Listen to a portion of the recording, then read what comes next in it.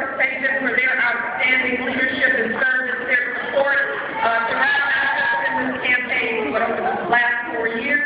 I want to recognize your fabulous former First Lady and my dear friend Ann Holden, who we know her husband, Tim Kaine, is going to make an outstanding senator for the state. But most of all, I want to thank all of you. All of you, thank you for coming.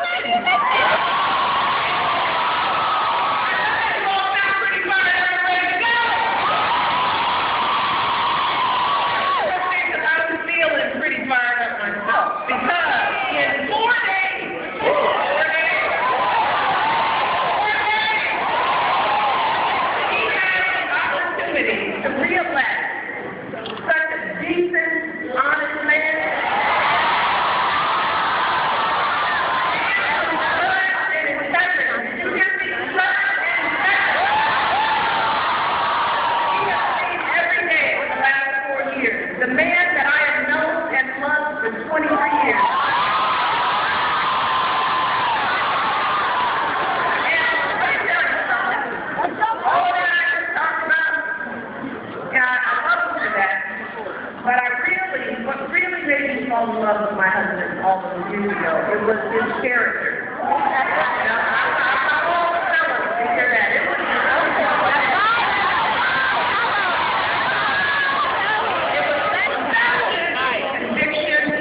his commitment throughout his career to helping others. But I also love that Barack was also so devoted to his family, especially the women in his life. Do you hear me, fellas?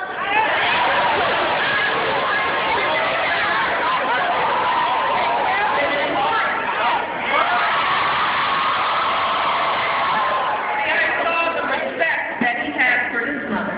I saw how that she put herself through school and still did what she had to do to support him and his sister as a single mom. I saw the tenderness he felt for his grandmother and how grateful he was that long after she should have retired, she was still getting up every day, catching that bus to her job at the bank, waking up every morning. And he watched as she was passed over for promotion simply because she was a woman. But he also saw how she kept on getting up every day, doing that same job year after year without complaint or regret. See, with Barack, I found a real connection because in his life story, I saw so much of my own. Because growing up on the south side of Chicago, I watched my father make that same uncomplaining journey every day to his job at the city water plant.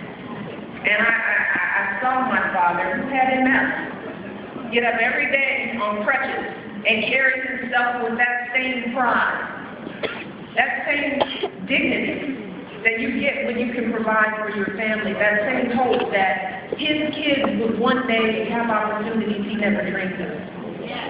See, and the beauty about our families and so many families in this country is that they just weren't asking for much. You know, they didn't want much. And they didn't mind if others had much more than they did. In fact, they admired it, which is why they pushed us to be the best that we could be.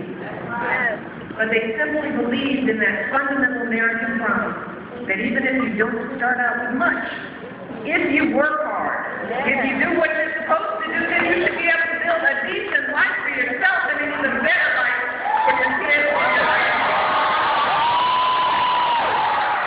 And here's something they believed and they taught us, that when you work hard, and I know we got a lot of young people out there working hard, and when you've done well, and you finally walk through that doorway of opportunity, you don't slam it shut behind you. When you reach back and you give other folks the same chance to get up.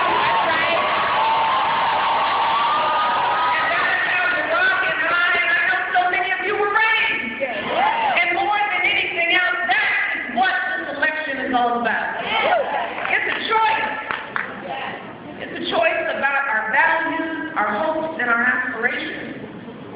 It's a choice about the America we want to leave for our kids and our grandkids.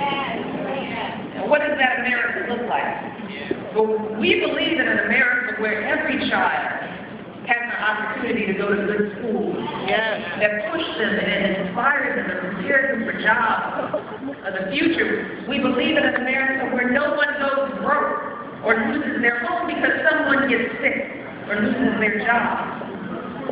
We believe in an America where we all understand that none of us gets where we are on our own. Where we treat everyone with dignity and respect, from the teachers who inspire us to the janitors. And in this America that we have been building together, we believe that the truth matters. And you don't take shortcuts to game the system. And finally, we believe in keeping our priorities straight. Because everybody in here knows good and well that cutting Sesame Street is no way to balance it.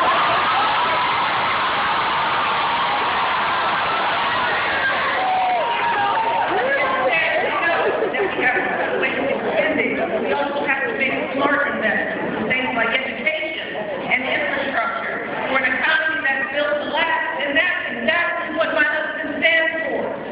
That's the country he's been working to build for the last 4 years. And since the day he took office, on issue after issue, crisis after crisis, I've been there. That's what we've seen in our president. Think back to when Barack first took office. Our economy was on the brink of collapse.